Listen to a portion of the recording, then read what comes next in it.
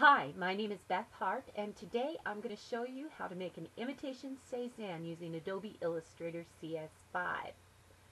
We're going to be recreating Paul Cézanne's 1890 oil-on canvas still life with apples. In order to do this, I want you to start with a new document. Make it about 8 by 10 and make sure it's CMYK. We're going to set up our workspace in the new document now. And to do this, you'll want to click on View and choose Show Rulers and Show Grid. Next, click on Window.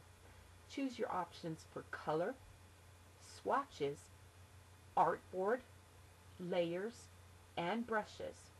Having these available will make for better workflow. Once you have all of these options available, click on your Artboard option and choose to add 2 new artboards. Once you have that finished, in your leftmost artboard, add your original artwork.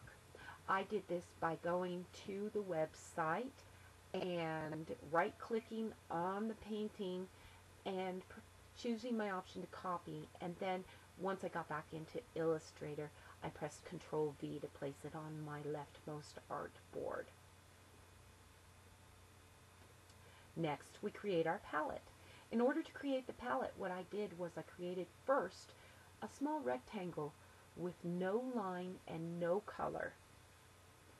I pressed Ctrl C, and then I went ahead and I dragged my first rectangle up into the corner, and using my eyedropper tool, I added my individual colors. You can see by my palette that I've divided it up into different shapes. Now, each color I added by pressing Ctrl V to add another little blank box and using my eyedropper tool to add my next color. After I was done with that, I went ahead and I highlighted individual sections. I chose my swatch option and I clicked on the drop down box and chose color group. This went ahead and added my colors to the swatch. Now I have them available when I need them. Our next step will be to create our brush.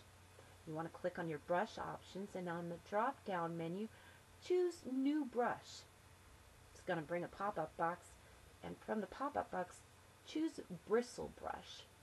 With your settings, you want to set your options at Round Fan, 9.7 millimeters in size, 100% on the length, the density at 33%, thickness at 50%, opacity at 75%, and stiffness at 50%.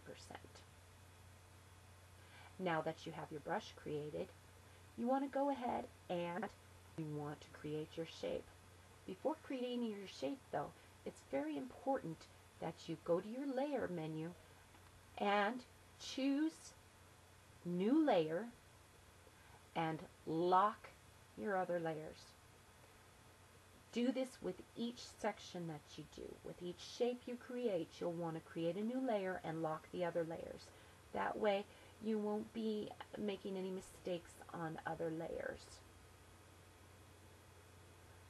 Once you have your shape created, you want to go ahead and adjust it as much as possible. In order to adjust it, you can use your direct select tool and click on your anchors and drag it into place, or you can also use that convert to smooth on your anchor option.